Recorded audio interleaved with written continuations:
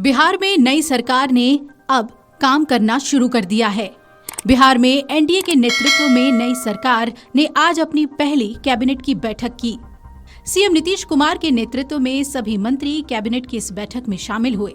आपको इस रिपोर्ट में बताने जा रहे हैं कि सीएम ने किस तरीके से कैबिनेट बैठक के बाद कुछ बड़े फैसले लिए हैं। कौन से वो बड़े फैसले हैं? बिहार चुनाव में बम्पर जीत के बाद नीतीश सरकार के मंत्रिमंडल की जब पहली बैठक हुई तो नीतीश कुमार ने आने वाले अगले 5 सालों के लिए अपने काम का एक ब्लूप्रिंट दे दिया है। सीएम नीतीश कुमार के साथ 25 मंत्रियों ने शपथ ली थी। अपने अपने कामों की जिम्मेदारी भी ये मंत्री अब संभाल चुके हैं। नीतीश ने बैठक के बाद कहा कि बिहार सरकार ने अगले 5 सालों में 1 करोड़ युवाओं को रोजगार देने का लक्ष्य रखा है। इसके लिए new age economy, technology hub और नए उद्योगों की योजना बनाई गई है और इसके लिए एक उच्च स्तरीय समिति गठित कर दी गई है। इसके बाद मुख्य सचिव प्रत्यय अमृत ने प्रेस वार्ता की और उन्होंने कहा कि राज्य सरकार उद्योग और रोजगार पर पूरा फोकस कर रही है और बिहार सरकार की प्राथमिकता बिहार में ज्यादा से ज्यादा रोजगार का सृजन करना है। अगले 5 सालों में 1 करोड़ नौकरी और रोजगार के लक्ष्यों को प्राप्त करना हमारी प्राथमिकता है। वहीं सीएम नीतीश ने बताया कि 7 निश्चय 2 के तहत 2020-25 के बीच पहले ही 50 लाख युवाओं को रोजगार दिया जा चुका है। नई सरकार बनने के तुरंत बाद उद्योगों को बढ़ावा देने का काम तेज कर दिया गया है।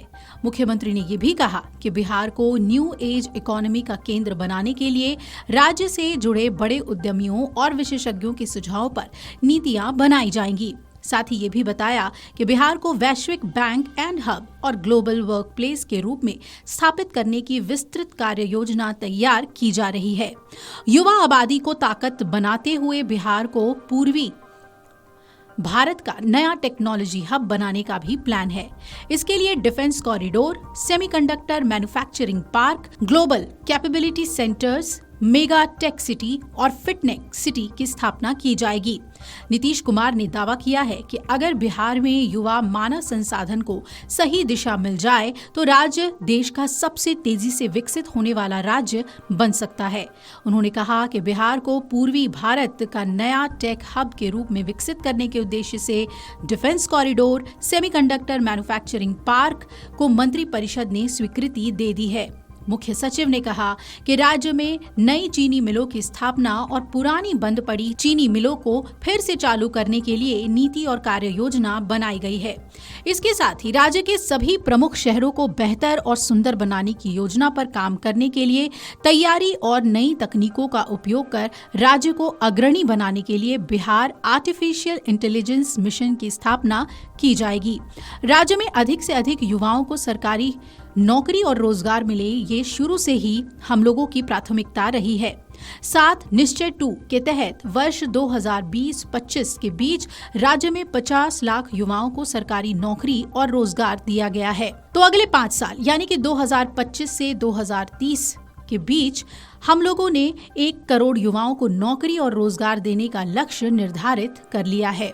मुख्य सचिव प्रत्यय अमृत ने यह भी कहा कि अब बिहार के प्रमुख शहरों में बढ़ती जनसंख्या, मास्टर प्लान आधारित विकास की अपरिहार्यता और भविष्य के जनसंख्या दबाव, शहरों की बढ़ती आवश्यकताओं को देखते हुए राज्य में नियोजित पर्यावरण सम्मत और आधुनिक टाउनशिप के विकास की जरूरतों को ध्यान में रखते हुए राज्य में सुनियोजित और गुणवत्ता युक्त शहरी विकास हेतु 11 शहरों यानी कि 9 प्रमंडलीय मुख्यालय शहर सोनपुर और सीतामढ़ी में नए सैटेलाइट टाउनशिप या ग्रीनफील्ड टाउनशिप के विकास के सैद्धांतिक सहमति और प्रस्ताव तैयार करने की स्वीकृति प्रदान की गई, जिससे राज्य में सैटेलाइट टाउनशिप या ग्रीनफील्ड टाउनशिप का विकास किया जाएगा। वैश्विक बैकएंड हब और ग्लोबल वर्कप्लेस को अगले 5 साल में करने के लिए, जैसा मैंने शुरू में कहा, पूरे स्टेट में हर जिले में इस काम को कैसे अचीव किया जाए, इसके लिए भी पुनः एक समिति का गठन की स्वीकृति दी गई है और इसमें भी पुनः वैसे लोग विशेष रूप से जो इस क्षेत्र में राष्ट्रीय स्तर पर, अंतर्राष्ट्रीय स्तर पर काम किए हैं, उनको समिति का सदस्य बनाया जाएगा और यह प्रतिवेदन भी हम लोग कोशिश करेंगे कि कम से कम समय में प्राप्त करके उसके आलोक में अगले 5 साल में इन क्षेत्रों में काम कैसे होगा। बिहार के अगला एजेंडा है, बिहार के ऐसे कई प्रतिभाशाली युवा हैं, आप लोग भी बहुत नाम जानते हैं, और इनके द्वारा जो स्टार्टअप्स के काम किए गए हैं वो सिर्फ राज्य के अंदर नहीं है, देश और अंतर्राष्ट्रीय स्तर पर भी हमारे बिहार के लोगों ने बहुत बढ़िया काम किया है। तो अगला एजेंडा है, इन लोगों की मदद हम लोग लेंगे और जो समिति का गठन किया जा रहा है उसमें ये लोग भी रहेंगे और इन लोगों से अनुरोध किया जाएगा कि इनके जो एक्सपीरियंस है उसका लाभ हम लोग भी लें। और यह लक्ष्य है कि बिहार के बाहर जो लोग इन क्षेत्रों में काम कर रहे हैं उनको बिहार के अंदर में लाया जाए ताकि रोजगार के अवसर और बढ़ें। तो आप लगातार देख रहे होंगे आज जो महत्वपूर्ण निर्णय उद्योग के प्रक्षेत्र में लिए गए हैं, मकसद स्पष्ट है कि उद्योग के क्षेत्र में तेजी से काम होगा ताकि रोजगार के अवसर लोगों को मिलेंगे। बिहार सरकार ने युवाओं के लिए बड़ा ऐलान कर दिया है और रोजगार को लेकर एक बड़ा वादा कर दिया है। अब देखना है कि सरकार किस तरह इसे अचीव करती है। Video desk amarujala.com। अगर आप ये वीडियो YouTube पर देख रहे हैं तो हमारे चैनल को सब्सक्राइब कर बेल आइकन दबाएं और Facebook पर देख रहे हैं तो हमारे पेज को लाइक करें।